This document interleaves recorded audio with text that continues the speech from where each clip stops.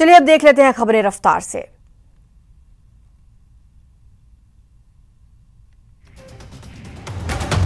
देश भर में पिछले 24 घंटे में 1,07,000 नए केस सामने आए, वहीं 446 लोगों ने जान गंवाई। हालांकि 50,000 से ज्यादा मरीज ठीक भी हुए। महाराष्ट्र में पिछले 24 घंटे में कोरोना वायरस के 55,469 नए मामले सामने आए। इस दौरान 26,252 लोग डिस्चार्ज हुए और 155 लोगों की मौत हो गई। दिल्ली में कोरोना के 5,000 से ज्यादा नए मामले सामने आए हैं। राज्य में पिछले 24 घंटे में कोरोना के 5,100 नए मामले सामने आए। वडोदरा में पिछले 24 घंटे में 2,236 नए केस और 13 मरीजों की मौत हुई। जयपुर में सबसे ज्यादा 413 केस सामने आए।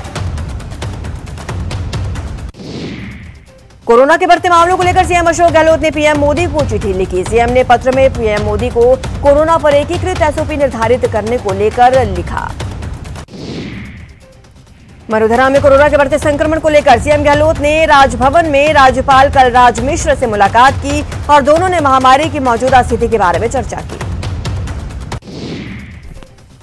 कोरोना गाइडलाइन की पालना नहीं होने और लापरवाही की वजह से कोरोना केस बढ़ रहे हैं, ऐसा कहना है केंद्रीय स्वास्थ्य मंत्री डॉक्टर हर्षवर्धन का। इसके साथ ही उन्होंने साफ साफ चेतावनी दी कि जब तक एहतियात नहीं बरती जाएगी तब तक स्थितियां नहीं सुधरेंगी। केंद्रीय स्वास्थ्य मंत्रालय ने आगाह किया है कि अगले 4 सप्ताह कोरोना के लिहाज से काफी अहम रहने वाले हैं। मंत्रालय के मुताबिक उत्तराखंड में आयोजित महाकुंभ सुपर स्प्रेडर के तौर पर उभर रहा है। डूंगरपुर शहर में बढ़ते कोरोना संक्रमण को देखते हुए नगर परिषद पूरी तरह सतर्क है। नगर परिषद की टीम ने कोरोना प्रभावित शिवाजी नगर कॉलोनी, माताजी चौक और रामदेव चौक क्षेत्र में सैनिटाइजिंग का काम किया। प्रतापगढ़ में जिला प्रशासन और जिला पुलिस ने संयुक्त रूप से रैली निकालकर कोरोना से बचाव को लेकर जन जागरूकता अभियान की शुरुआत की। बाड़मेर में 2 निजी स्कूलों ने कोरोना गाइडलाइंस की धज्जियां उड़ाई। हालांकि इन दोनों स्कूलों पर कार्रवाई कर उन्हें बंद करवा दिया गया। झालावाड़ में बीएससी नर्सिंग छात्रों का पहला पेपर शुरू हुआ। बीएससी नर्सिंग के 241 छात्र मेडिकल कॉलेज पहुंचे और पहला पेपर दिया। इस दौरान कोरोना गाइडलाइंस की पूरी तरह पालना हुई, जिसमें सैनिटाइजर, मास्क और सोशल डिस्टेंसिंग का ध्यान रखा गया। कोचिंग सिटी में कोरोना के बढ़ते मामलों के चलते अस्पतालों की हालात बिगड़ने लगी है। यहां के दोनों कोविड वार्ड में आईसीयू फुल हो गए हैं। कोरोना कोटा में भी बेकाबू हो रहा है। 5 दिन में ही संक्रमितों की संख्या 1,000 के पार पहुंच गई है। राज्य सरकार की जारी की गई नई गाइडलाइंस के बाद कोटा में अब जिला प्रशासन ने सख्ती कर दी है। कोरोना के बढ़ते मामलों के साथ डूंगरपुर नगर परिषद भी पूरी तरह से सतर्क नजर आ रहा है। नगर परिषद की टीम ने प्रभावित कॉलोनियों को सैनिटाइज किया। उदयपुर की गोगुंदा पुलिस ने कोरोना गाइडलाइंस को लेकर विशेष अभियान चलाया। इस दौरान पुलिस ने बिना मास्क के बाइक सवारों के चालान काटे और उनसे जुर्माना वसूला। सीएम गहलोत की मीटिंग का असर अजमेर में देखने को मिला। दरगाह बाजार, दिग्गी बाजार और नला बाजार का निरीक्षण करते हुए 3 दुकानों को कोरोना प्रोटोकॉल की पालना न करने पर 72 घंटे के लिए सीज कर दिया गया। करौली कलेक्टर सिद्धार्थ सिहाग ने 45 वर्ष से अधिक उम्र के सभी लोगों से टीकाकरण कराने की अपील की। सिहाग ने कहा, सभी लोग आवश्यक रूप से टीकाकरण कराएं ताकि संक्रमण से बचाव हो।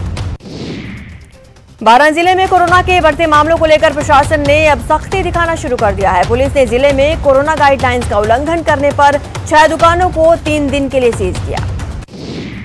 कोटा में निःशुल्क चिकित्सा जांच शिविर और कोरोना वैक्सीनेशन शिविर का आयोजन किया गया, जहां 150 लोगों का इलाज किया। अलवर जिले में विश्व स्वास्थ्य दिवस के मौके पर चिकित्सा विभाग ने कैंडल लाइटिंग सेरेमनी कार्यक्रम का आयोजन किया। जिले में चिकित्सा विभाग आज कोरोना जागरूकता के लिए कई कार्यक्रम आयोजित करेगा।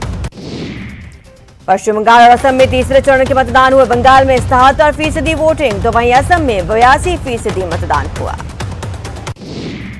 तमिलनाडु की 234 सीट, केरल की 140 सीट और पुडुचेरी की 30 सीटों के लिए मतदान हुआ। तीनों प्रदेशों में बम्पर वोटिंग हुई। 2 मई को नतीजे आएंगे। पीएम नरेंद्र मोदी ने कूच बिहार में कहा, बंगाल में बीजेपी की लहर है। 2 साल पहले टीएमसी ने रैली में अडंगा लगाया था, लेकिन अब कहीं टीएमसी नजर नहीं आ रही। बीजेपी के स्थापना दिवस पर पीएम मोदी ने कहा, 41 साल इस बात के साक्षी हैं कि सेवा और समर्पण के साथ कोई पार्टी कैसे काम करती है और सामान्य कार्यकर्ता का तप और त्याग किसी भी दल को कहां से कहां पहुंचा सकता है। कांग्रेस के मिशन उपचुनाव के तहत अजय माकन राजसमंद पहुंचे, जहां उन्होंने कार्यकर्ताओं के साथ सीधा संवाद किया और उन्हें जीत के टिप्स दिए। जयपुर में सतीश पूनिया ने साफ कर दिया है कि उपचुनाव में स्टार प्रचारक नहीं, कार्यकर्ताओं के दम पर पार्टी चुनाव लड़ेगी। सीएम अशोक गहलोत ने हनुमानगढ़ कलेक्ट्रेट में महात्मा गांधी की मूर्ति का लोकार्पण किया। इस बापू की मूर्ति का वर्चुअल लोकार्पण किया गया। ये मूर्ति कलेक्ट्रेट पार्क में लगाई गई है। गांधीवादी स्वयंसेवी संस्थाओं के प्रदेश स्तरीय सम्मेलन में मुख्यमंत्री अशोक गहलोत ने कहा, देश में आज जैसा माहौल है वो बड़ी चुनौती है। मोबाइल पर बात करते हुए लोग झिझकते हैं। ईडी, सीबीआई, इनकम टैक्स का दुरुपयोग हो रहा है। चिकित्सा मंत्री डॉक्टर रघु शर्मा ने दावा किया है कि सहाड़ा सीट से कांग्रेस उम्मीदवार गायत्री त्रिवेदी की जीत तय है। अपने ही सरकार के खनन मंत्री के खिलाफ मोर्चा खोल बैठे पूर्व मंत्री और कांग्रेस विधायक भरत सिंह ने एक बार फिर अपना तल्ख बयान दिया और कहा कि भ्रष्टाचार के खिलाफ वो आवाज उठाते रहेंगे। दौसा के पुजारी की मौत पर सियासत तेज हो गई है। एक तरफ जहां सांसद किरोड़ी लाल मीणा पिछले 4 दिन से धरना दे रहे हैं, तो दूसरी तरफ बीजेपी का एक प्रतिनिधिमंडल महुआ पहुंचा और पुजारी शंभू शर्मा को श्रद्धांजलि दी। पुजारी की मौत मामले में बीजेपी प्रतिनिधिमंडल और प्रशासन के अधिकारियों के बीच वार्ता हुई। वार्ता में 3 बिंदुओं पर सहमति बनी और जिम्मेदारों पर कार्रवाई का भरोसा दिया। विदेश मंत्री एस जयशंकर ने अपने रूसी समकक्ष सरगेई लावारोव से द्विपक्षीय संबंधों के विभिन्न पहलुओं पर और भारत रूस वार्षिक शिखर सम्मेलन की तैयारियों को लेकर विस्तृत चर्चा की। रतनगढ़ के जेबी मार्केट में एक कॉस्मेटिक की दुकान में भीषण आग लग गई, जिससे पूरे इलाके में हड़कंप मच गया। अलवर जिले के बानसूर में एक किसान के खेत में अचानक आग लग गई, जिससे उसकी गेहूं की फसल जलकर राख हो गई।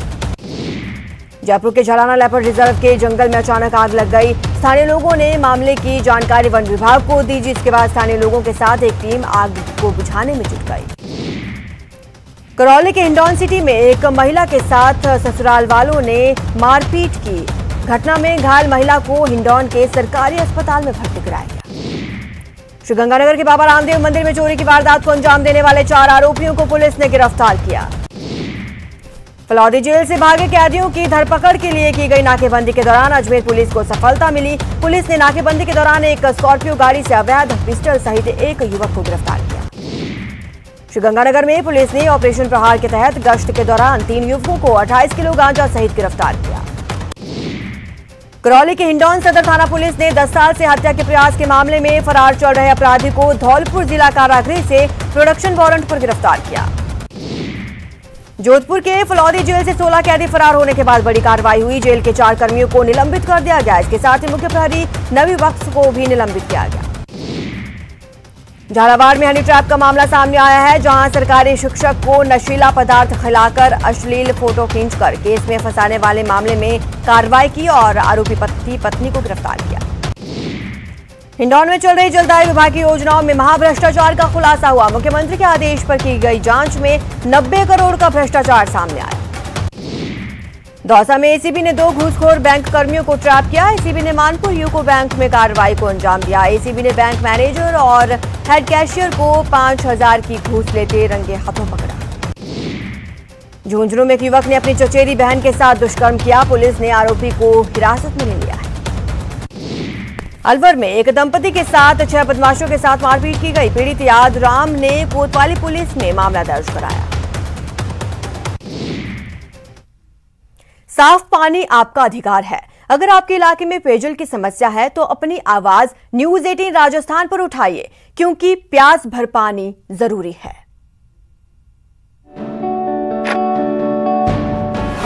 पीने का साफ पानी आपका अधिकार।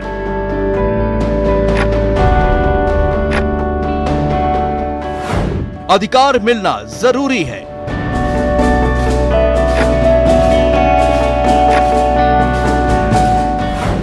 न्यूज 18 पर उठाइए अपनी आवाज।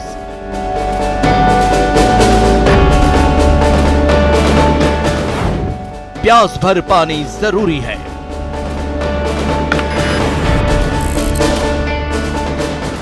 न्यूज 18 राजस्थान पर आपकी मुहिम प्यास भर पानी जरूरी है।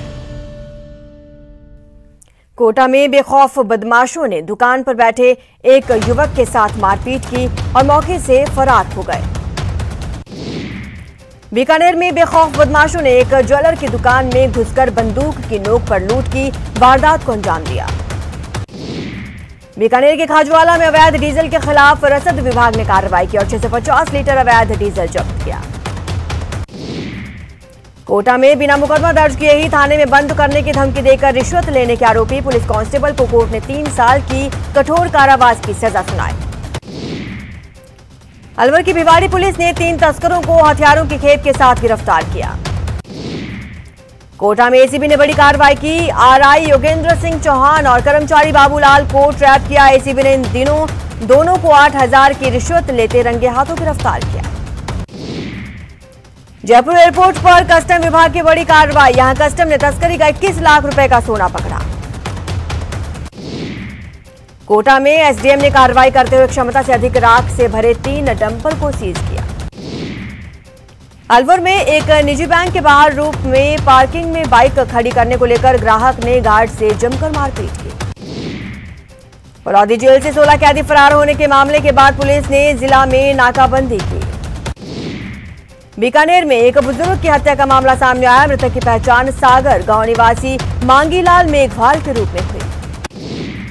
श्रीगंगानगर में खेत में खड़ी 10 बीघा गेहूं की फसल में अज्ञात कारणों से आग लग गई, जिससे गेहूं की फसल जलकर राख हो गई। अलवर में बैटरी बदलने को लेकर ग्राहक और दुकानदारों में विवाद हो गया, जिसके बाद ग्राहक ने दुकानदार के परिजनों पर भी हमला कर दिया।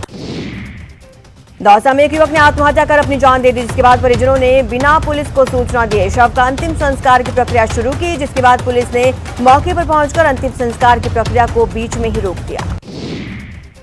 बारा में पुलिस ने कार्रवाई करते हुए 10 साल से फरार चल रहे आरोपी को गिरफ्तार किया है। इस बुलेटिन में फिलहाल इतना ही। आप बने रहे हमारे साथ और देखते रहिए न्यूज़ 18 राजस्थान।